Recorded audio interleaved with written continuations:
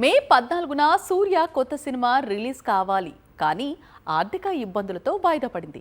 దీంతో ఆడియన్స్కు ఇంట్రెస్ట్ పోతుంది అనుకున్నారు.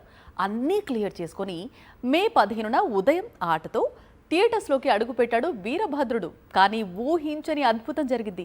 సినిమాకు రికార్డు స్థాయిలో ఓపెనింగ్స్ వచ్చాయి. సరిగ్గా రిలీజ్ రోజు ఫైనాన్షియల్ ఇష్యూస్ తో వీరభద్రుడు విడుదల ఆగిపోవడంతో సూర్య అభిమానులు మామూలు టెన్షన్ పడలేదు. కానీ అన్ని అడ్డంకులు అధిగమించి మే 15న ప్రేక్షకుల ముందుకు వచ్చిన ఈ చిత్రం మొదటి ఆట నుంచే బాక్సాఫీస్ దగ్గర ఆటను ప్రారంభించింది.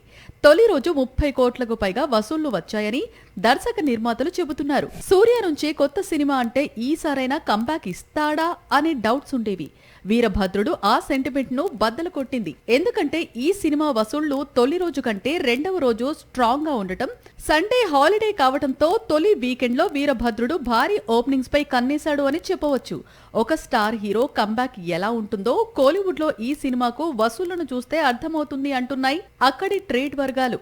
గతంలో అమ్మోరు తల్లి చిత్రాన్ని తీసిన ఆర్జే బాలాజీ ఈ చిత్రాన్ని తెరకెక్కించడం, 20 ఏళ్ల తర్వాత సూర్య త్రిష మళ్లీ కలిసి నటించడం, most happening music director Sai Abhyankar సంగీతాన్ని అందించడం ఈ సినిమాకు బాగా కలిసొచ్చింది. సినిమాను ప్రేక్షకులకు చేరువ చేసింది.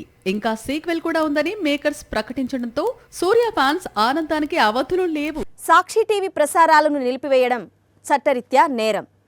సాక్షి టీవీ ప్రసారాల కోసం మీ స్థానిక కేబుల్ ఆపరేటర్ని వెంటనే సంప్రదించండి. డిటిహెచ్లో, ఇంటర్నెట్లో కూడా సాక్షి టీవీ ప్రసారాలను వీక్షించవచ్చు.